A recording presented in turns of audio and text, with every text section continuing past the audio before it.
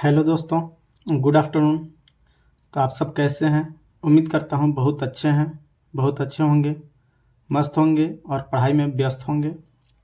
तो चलिए आज के वीडियो में हम क्या करते हैं तो देखिएगा, क्लास 12th का सब्जेक्ट फिजिक्स का एक वीवीआई यानी कि वेरी वेरी इंपॉर्टेंट क्वेश्चन लाया हूं। जो ये क्वेश्चन वीवीआई है वो 2024 के लिए है। 2024 में होने वाला बोर्ड का एग्ज़ाम का सबसे मस्ट इम्पॉर्टेंट क्वेश्चन है। वो देखिए क्या है, अर्ध आयु काल क्या है, अर्ध आयु काल, और साथ साथ व्यंजक भी स्थापित करना है। ये बोर्ड एग्ज़ाम में 5 नंबर का पूछा जाता है। कितना का? 5 नंबर का पूछा जाता है। तो यहाँ पे देखेंगे हम लोग, इसको बहुत अच्छे से कंप्लीट करेंगे। आपको समझ में आना चाहिए, समझ में आएगा तो थैंक यू सर ज़रूर लिखिएगा, और नहीं भी समझ में आए तो आप कमेंट में ज़रूर करके बताइएगा कि हमें समझ में नहीं आया। तो चलिए हम शुरुआत करते हैं। सबसे पहले अर्ध आयु या अर्ध आयु काल यानी कि हाफ लाइफ पीरियड क्या है, उसको हम पहले परिभाषित करते हैं। तो यहाँ पे 5 नंबर ऐसे ही नहीं बोर्ड दे देगा, परिभाषा लिखना पड़ेगा। इसको स्थापित करने के लिए पहले मानक लिखना होगा, इसके बाद आपको व्यंजक लाना होगा, तब वो 5 नंबर मिलेगा। तो चलिए देखते हैं इसका परिभाषा क्या होगा। अर्ध आयु, अर्ध आयु कहने से ही पता चल रहा है आधा आयु। क्या चीज? आधा। लेकिन आधा इसका कहने का अर्थ है, देखिएगा, किसी रेडियो सक्रिय पदार्थों के परमाणुओं की संख्या जितना पहले से है उससे आधा हो जाने में जो समय लगता है उसे उस पदार्थ का अर्ध आयु काल कहा जाता है। यानी कि पहले से जितना है, हो सकता है पहले से उस रेडियो सक्रिय पदार्थ में परमाणुओं की संख्या 50 है, अब वो 50 से 25 हो जाने में जितना समय लगेगा उसी को क्या कहा जाता है? अर्ध आयु या अर्ध आयु काल। यानी कुल मिलाकर परमाणु का संख्या आधा हो जाने में जो भी समय लगता है उसे क्या कहा जाता है? अर्ध आयु काल कहा जाता है। तो यहाँ पे परिभाषा समझ में आया होगा। कुल मिलाकर समझिए, जितना पहले से है उससे आधा हो जाने में जो समय लगेगा उसे क्या कहा जाता है? अर्ध आयु काल कहा जाता है। अर्ध आयु काल को टी हाफ द्वारा सूचित किया जाता है। इसे टी हाफ द्वारा दिखाया जाता है या सूचित किया जाता है।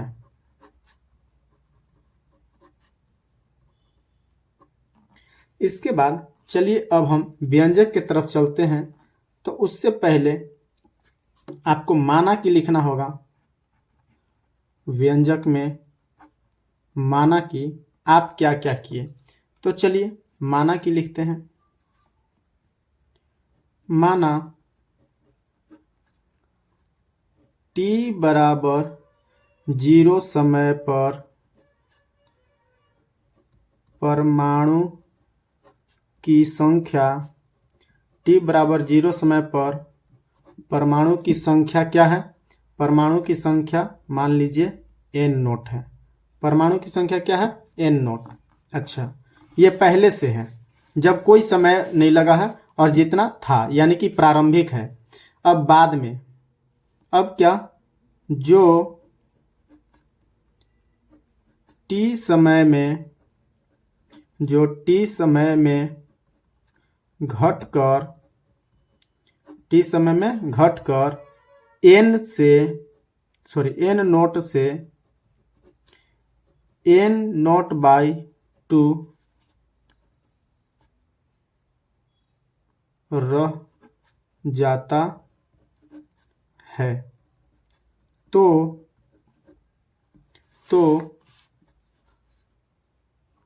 रेडियो सक्रिय क्षय के नियमानुसार या यहाँ पे हम लिख सकते हैं कि रदरफोर्ड तथा सोडी के नियम से। क्या लिख सकते हैं? रदरफोर्ड तथा सोडी के नियम से भी लिख सकते हैं। तो क्या निकाल कर लाए थे हम लोग, तो यहाँ पे देखेंगे, पिछले क्लास में देखे थे, n बराबर क्या है, n बराबर n नॉट e के पावर माइनस लैम्डा टी, ये समीकरण 1 मान लीजिए। अब लिखेंगे समीकरण 1 से, समीकरण 1 से, समीकरण 1 से अब चलते हैं।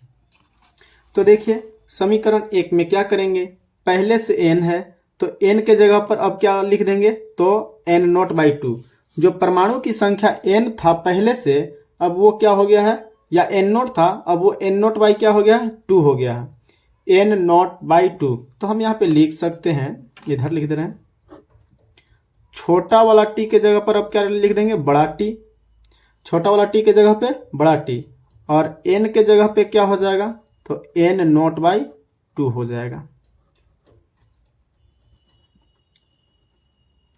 चलिए अब इससे आते हैं, तो n के जगह पे क्या लिख देंगे, n के जगह पे n not by 2, n not by 2 बराबर n नॉट पहले से है और e के पावर माइनस लैम्डा बड़ा t हो जाएगा।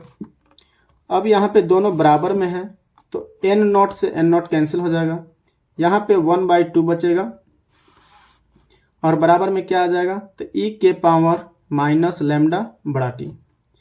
अब नेक्स्ट में 1/2 इक्वल पावर, ये मान लीजिए ऊपर है, अंश में है, इसको हर में ले आएंगे तो 1 पावर माइनस में है, वो पावर अब क्या चीज में हो जाएगा, तो प्लस में हो जाएगा। जब अंश अंश बराबर है तो हर हर भी क्या होगा, बराबर हो जाएगा, यानी कि 2 बराबर e के power minus lambda T, sorry अब माइनस नहीं रहेगा, क्योंकि माइनस ऊपर था तो अब क्या चीज हो जाएगा, प्लस हो जाएगा, यानी कि केवल e के पावर लैम्डा टी हो जाएगा। 2 इक्वल टू e के पावर लैम्डा टी, जब हर अंश में था तो माइनस है, हर में आ जाएगा तो माइनस नहीं, माइनस जो है वो प्लस हो जाएगा और प्लस जो रहता है वो माइनस हो जाता है। चलिए इसके बाद का स्टेप क्या हो जाएगा, तो देखिएगा यहाँ पे क्या है, e के पावर लैम्डा टी, एक सूत्र होता है लॉगरिथम में जाने के लिए, हम सूत्र लिख देते हैं एक साइड,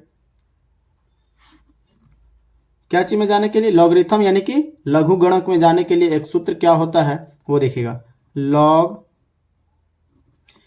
यदि a के पावर x बराबर n हो तो, a के पावर x बराबर n हो तो लॉग में जाने के लिए क्या हो जाता है, लॉग a के पावर n बन जाएगा बराबर में x।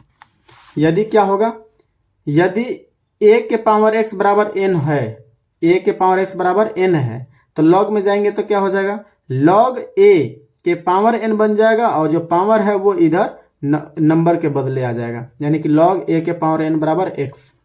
चलिए अब इस जगह पे आ जाते हैं हम, जो e के पावर लैम्डा t है उसको हम मान लिए कि a के पावर x है।